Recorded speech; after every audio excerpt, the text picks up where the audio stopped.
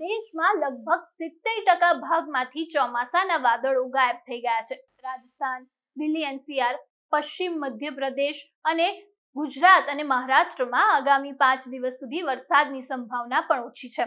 વરસાદ રોકાઈ જવાથી મધ્યપ્રદેશ, દિલ્હી, પશ્ચિમ ઉત્તર પ્રદેશ અને ઉત્તર ભારતના રાજ્યમાં તાપમાન વધી ગયું છે. રાજસ્થાનના શ્રીગંગાનગરમાં તાપમાન 42 ડિગ્રી સેલ્સિયસ નોંધાયું. ઉત્તરાખંડ અને હિમાચલ પ્રદેશ સૌથી પ્રભાવિત રાજ્ય ગણવામાં આવ્યા છે. બંને રાજ્યમાં લેન્ડસ્લાઇડના કારણે કુલ 440 રસ્તા બંધ થઈ ગયા છે.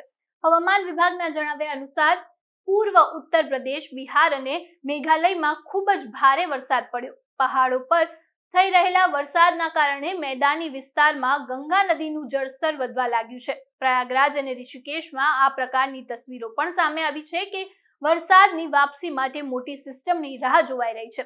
હવામાન નિષ્ણાતોનું કહેવું છે કે ચોમાસાનો વિરામ સંપૂર્ણપણે સામાન્ય અને અસ્થાયી સ્થિતિ છે. તે જ રીતે બંગાળની ખાડીમાં અથવા તો અન્ય વિસ્તારમાં નવી ચોમાસાની સિસ્ટમ સક્રિય થશે. વરસાદની ગતિવિધિ ફરી તેજ થઈ શકે છે.